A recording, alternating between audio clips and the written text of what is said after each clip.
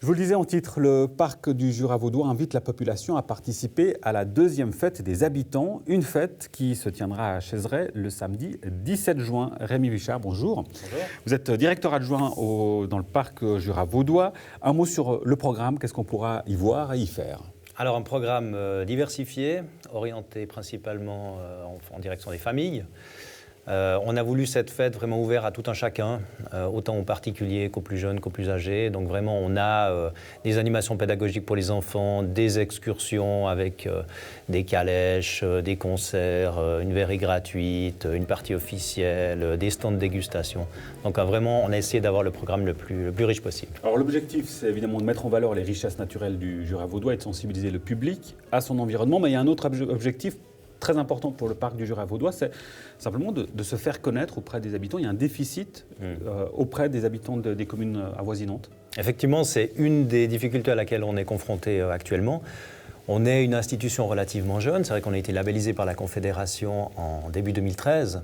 Et c'est vrai qu'on a fort à faire pour augmenter cette visibilité. On a fait le choix d'abord de développer nos projets pour acquérir une certaine crédibilité. Et puis maintenant, on passe dans cette deuxième phase où il faut impérativement qu'on augmente notre visibilité auprès des habitants. Je dirais que cette visibilité, elle est relativement acquise auprès des municipalités, de nos 30 communes. Mais on a encore effectivement des efforts à faire pour que tout un chacun comprenne qu'il vit dans un parc, ce que ça implique, ce que ça lui permet, et puis tous les projets qui sont développés. Donc la fête des habitants qu'on développe cette année à Chaiseray va certainement permettre en partie de répondre à cet objectif de visibilité. Et l'objectif aussi par rapport à l'édition précédente, c'est de pouvoir faire venir des non-connaisseurs justement de la thématique et bien sûr du parc, pas seulement des habitués, des autorités justement. Le but, c'est de ne pas toucher tout le temps que ceux qui sont convaincus. C'est vrai qu'on a cet enjeu, effectivement, de faire en sorte que les personnes qui seraient peut-être moins interpellées par les thématiques qu'on traite participent également à la fête des habitants. Alors, quel message leur faire passer ? Ils nous regardent peut-être justement. Qu'est-ce que vous leur diriez pour venir à cette fête ?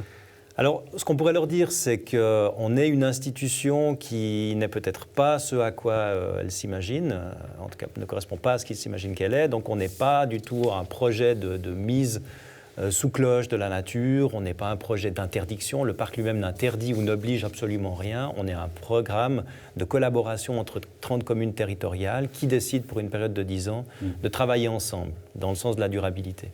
Est-ce qu'on peut parler pour cette journée d'une journée test pour le parc ? Oui, c'en est une. C'en est une effectivement dans cette région. Pour l'instant, on a beaucoup participé à des manifestations, s'associant à des manifestations déjà existantes. Et c'est vrai que c'est une des premières fois où on organise une manifestation en notre nom propre. Alors on ne le fait pas tout seul, effectivement, parce qu'on a la grande chance de collaborer avec 6 communes, bien évidemment Chaiseray, mais aussi Gingin, Givrin, Trélay, Arzier et Genolier. Et sans le soutien de ces communes, on n'aurait pas pu organiser cette fête. Mais c'est vrai que pour nous, c'est un enjeu. On se réjouit de voir la météo dès la semaine prochaine, parce que c'est pour nous la première fois qu'on est vraiment sur le devant de la scène en organisant nous-mêmes cette grande manifestation. Et on va la reproduire d'année en année ensuite dans les différentes... L'objectif, c'est que ce soit une manifestation pérenne, à long terme. La question, on le comprend par rapport à ce que vous dites, le parc aujourd'hui est à un moment charnière de son évolution et de son histoire. Oui, absolument, vous avez raison. Encore une fois, pour faire le lien avec ce que j'évoquais tout à l'heure, on a vraiment ce besoin d'augmenter notre visibilité. Ça, c'est clair. On a prévu de le faire pas seulement à travers l'organisation d'une fête des habitants, mais en travaillant beaucoup plus sur les réseaux sociaux, en continuant à envoyer nos 60 000 journaux par année en tout ménage, en collaborant typiquement avec Nyon Région Télévision. On est en train de développer un accord de partenariat avec vous.